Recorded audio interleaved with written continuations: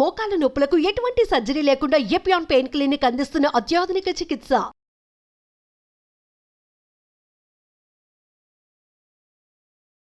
నమస్తే, welcome to Suman TV. ఈ మధ్యకాలంలో మనం చూసుకున్నట్లయితే క్యాన్సర్ కేసులు చాలా ఎక్కువగా పెరుగుతూ వస్తున్నాయి. సో మన బాడీలో ఉన్నటువంటి రకరకాల ఆర్గన్స్ అన్నిటికీ కూడా క్యాన్సర్ కణాలు రావటం, సో క్యాన్సర్ కేసులన్నీ పెరుగుతూ వస్తూ ఉంది. అయితే క్యాన్సర్ పెరగటానికి ఓ రకంగా చూసుకున్నట్లయితే మనకి ఆహార పదార్థాలు, మనం ఏవైతే తీసుకుంటున్నామో ఆ ఆహార పదార్థాలు కూడా ఒక కారణంగా చెప్తున్నారు. సో ఈ ఎటువంటి ఆహార పదార్థాలని మనం అవాయిడ్ చేసుకోవాల్సి ఉంటుంది. మనం తీసుకున్నటువంటి ఈ ఆహార పదార్థాలు ఏ రూపంలో ఎలా తీసుకుంటున్నామో, వాటిని ఏ రకంగా తీసుకోకూడదు. సో ఈ విషయాలన్నిటిపై కూడా అవగాహన కల్పించేందుకు మనతో పాటు ఉన్నారు డాక్టర్ గీతా గారు, సర్జికల్ ఆంకాలజిస్ట్. నమస్కారం అమ్మా. మ్యామ్, సో క్యాన్సర్ కేసులు చూసుకున్నట్లయితే చాలా రకాల కాసెస్ అయితే ఉన్నాయి వాటికి. అందులో ఒకటి ఇవాళ మనం మాట్లాడుకుందాం, ఆహార పదార్థాలు. సో ఆహారం, మనం తీసుకునే ఆహారం వల్ల కూడా క్యాన్సర్ అనేది వస్తుందా? ఇవి పెరిగే అవకాశాలు ఎంతవరకు ఉంటాయి? సో ఎలాంటి ఆహార పదార్థాలు తీసుకోవటం వల్ల వస్తుంది? అంటే ఎలాంటి ఆహార పదార్థాలు తీసుకుంటే కొన్ని ఏంటంటే మనం ఇండియన్ అంటే our age old grandmother's kitchen అంటాం కదా, అలా మనము మన అమ్మమ్మలు నాయనమ్మల దగ్గర నుంచి మనం అలవర్చుకున్న మన ఆహార అలవాట్లు అనేది చాలా మంచి అన్ని చాలా గొప్ప అలవాట్లు. ఎందుకంటే వాళ్ళు ఎప్పటి నుంచో అంటే చాలా సమతుల్యమైన ఆహారము మనం తినేది. దాంట్లో అన్ని మినరల్స్, విటమిన్స్, అన్ని కంటెంట్స్, స్పైసెస్లో కూడా చాలా మంచి మేలు చేసే ఇది ఉంటుంది, గుణం ఉన్న స్పైసెస్ వాడతాము. ఇవన్నీ చాలా మంచి అలవాట్లు. మన కర్క్యూమిన్ అనే ఒకే ఒక పదార్థం క్యాన్సర్ ప్రివెన్షన్ గుణం ఉంది అని బుక్లో కూడా రాసిన ఏంటంటే కర్క్యూమిన్ అని. కర్క్యూమిన్ దేంట్లో ఉంటుంది? పసుపు అంటే పసుపులో ఉంటుంది కర్క్యూమిన్ కంటెంట్. సో మనం ఆ తర్వాత అది వచ్చిన తర్వాత అంత పసుపు టాబ్లెట్లు అందరూ వాడుతున్నారు. ఫారెన్లో, వెస్టర్న్ కంట్రీ, యుఎస్లో అన్ని కర్క్యూమిన్ టాబ్లెట్స్ డిమాండ్ పెరిగింది.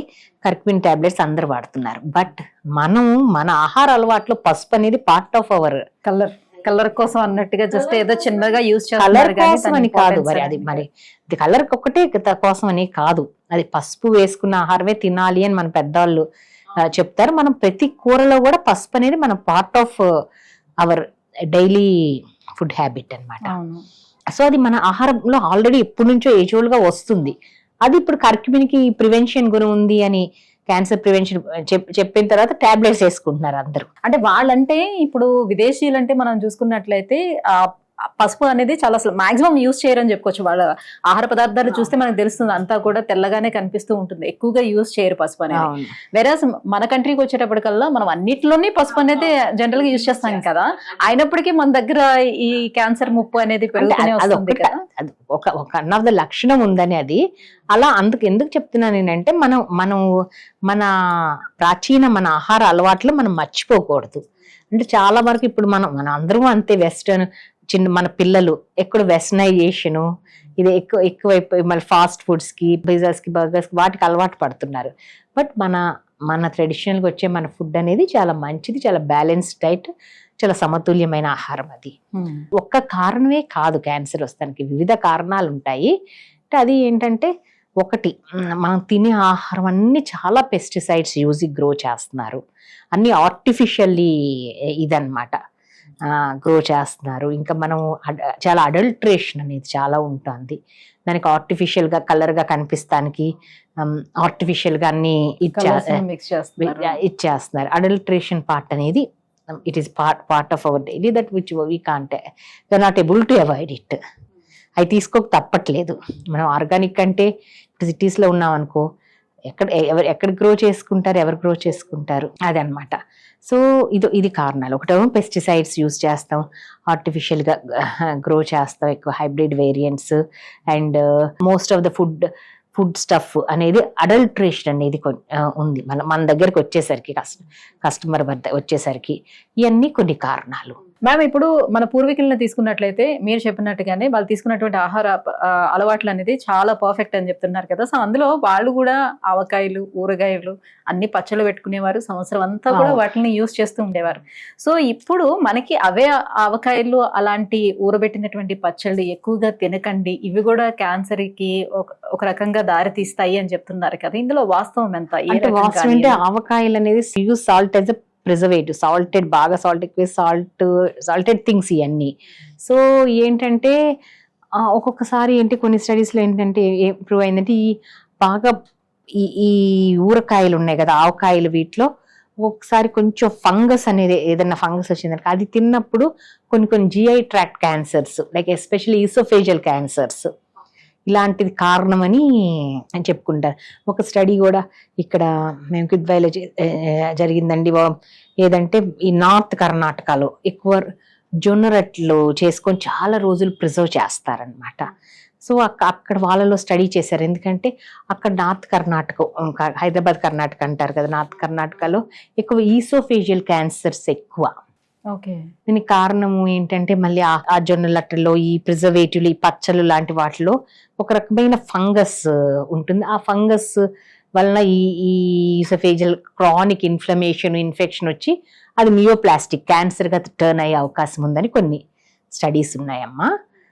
సో ఇది ఒక కారణం. ఇవి కూడా ఎప్పుడైనా ఎప్పుడైనా ఫ్రెష్ ఫుడ్ అనేది బెస్ట్ కదా, ప్రిజర్వ్డ్ కన్నా కూడా. సో ఇప్పుడు మనము ఫ్రిడ్జ్ ఇక తీసుకుంటే, ఇప్పుడు ప్రతి ఒక్కరు ఇంట్లో ఎంత చిన్న గుడిసెలో అయినా సరే వాళ్ళు ఖచ్చితంగా ఫ్రిడ్జ్ అనేది ఉంటుంది, అది ఖచ్చితంగా వాడాల్సిందే అన్నట్టుగా అయిపోయింది. సో మరి ఈ ఫ్రిడ్జ్ లోని ఎటువంటి ఆహార పదార్థాలను పెట్టుకొని తిరిగి మళ్ళీ వాటిని రీహీట్ చేసుకొని తినటం వల్ల కూడా క్యాన్సర్ ముప్పు పెరిగే అవకాశాలు ఉంటాయి. అంటే రీహీట్ చేసుకొని తినటం వల్ల అంటే చక్కగా అందులో ఫ్రిడ్జ్ లోంచి తీస్తున్నారు, ఒకవేళ ఏమైనా మిగిలితే ఫ్రిడ్జ్ లో పెడతాం, ఫ్రిడ్జ్ లోంచి తీస్తున్నారు, అవెన్ లో పెడుతున్నారు, హీట్ అవుతుంది, తీసేసుకుంటున్నాం మనం కదా. అవును, అంటే అది ప్రాపర్లీ రిఫ్రిజిరేటెడ్ అయితే పర్వాలేదమ్మా. ఒక్కొక్కసారి మన దాంట్లో కరెంట్ వేరియేషన్స్ వచ్చి రిఫ్రిజిరేషన్ సరిగ్గా లేకుండా దాంట్లో ఆర్గానిజమ్స్ గ్రో అయ్యే అవకాశాలు ఉన్నాయి కదా, అది మంచిది కాదు. అలాగనే మీట్, వారానికి సరిపడేటువంటి మీట్ అలా తెచ్చేసుకొని డీప్ ఫ్రిడ్జ్ లో పెట్టేసుకొని, సో దాన్ని క్రమంగా తీసుకొని వాడుకోవడం చేస్తున్నారు కదా, ఈ రకంగా కూడా చేయొచ్చా, చేయకూడదు అంటారా? చెయ్యొచ్చు, అంటే ఇట్ ఈస్ తప్పదు కదా సిచ్యువేషను. అండ్ అట్లాని ఏదైనా ప్రాపర్ గా చేసితే ఈజ్ ఓకే అమ్మా. ఇది ఫ్రీజర్ లో పెట్టినా డీప్ ఫ్రీజ్ లో పెట్టి ప్రాపర్ గా ఫ్రీజ్ చేసి ఉంచితే దట్స్ ఓకే. బట్ ఎప్పుడైనా we should remember one thing, fresh things are always better than preserved things or processed food, frozen things, frozen అన్ని కూడా. రైట్. సో ఇప్పుడు ఇలాంటి క్యాన్సర్ ముప్పు పెరగకుండా ఉండేందుకు మన లైఫ్ స్టైల్లోనే ఎటువంటి జాగ్రత్తలు తీసుకోవాలి, ఎలా ఉండాలి? అంటే క్యాన్సర్ ముప్పు అంటే ఒకటి ఏంటంటే కొన్ని డెఫినెట్ గా లైఫ్ స్టైల్ డిసీజెస్ అంటారు. ఇప్పుడు diabetes, hyper tension, heart attacks, cancers, కొంతవరకు చాలా వరకు లైఫ్ స్టైల్, మన జీవన శైలికి సంబంధించిన రుగ్మతులు ఇవి. సో మనం ఏంటంటే ఎలాంటి ఆహారం అంటే నేను ఆల్రెడీ చెప్పాను, సమతుల్యమైన ఆహారం, బ్యాలెన్స్డ్ డైట్, దాంట్లో చాలా వరకు కూరగాయలు, పండ్లతో కూడిన ఆహారం తీసుకోవడం మంచిది. ఓకే. అలా అని వెయిట్ నియంత్రించుకోవాలి, మన బరువుని మనం నియంత్రించుకోవాలి, ఊబకాయం లేకుండా చూసుకోవాలమ్మా. బరువు పెరగకుండా, ఊబకాయం లేకుండా చూసుకోవాలా. రెగ్యులర్ వ్యాయామం ఉండాలి, క్రమం తప్పకుండా ఎక్సర్సైజ్ అనేది, వ్యాయామం అనేది చేయాలి. అండ్ మన చెడు అలవాట్లు, మద్యపాన, ధూమపానాలకి దూరంగా ఉండాలి. ఆల్కహాల్ అండ్ స్మోకింగ్, డ్రగ్స్, వీటన్నిటికి దూరంగా ఉండాలి. వీటన్నిటి అండ్ ఏదైనా రెగ్యులర్ గా స్క్రీనింగ్ ఉంటుంది. కొన్ని ఇప్పుడు బ్రెస్ట్ క్యాన్సర్ అనుకో, స్క్రీనింగ్ ఉంటుంది, మ్యామోగ్రఫీ. 40 దాటిన లేడీస్ ఎవ్రీ ఇయర్ ఆ మ్యామోగ్రఫీ, అల్ట్రాసౌండ్, బ్రెస్ట్ ఏదైతే అవసరమైతే అది చేయించుకోవాలి రెగ్యులర్ గా. ఏదైనా సిమ్టమ్స్ ఉంటే ఇగ్నోర్ చేయకుండా వెంటనే డాక్టర్ని సంప్రదించాలి.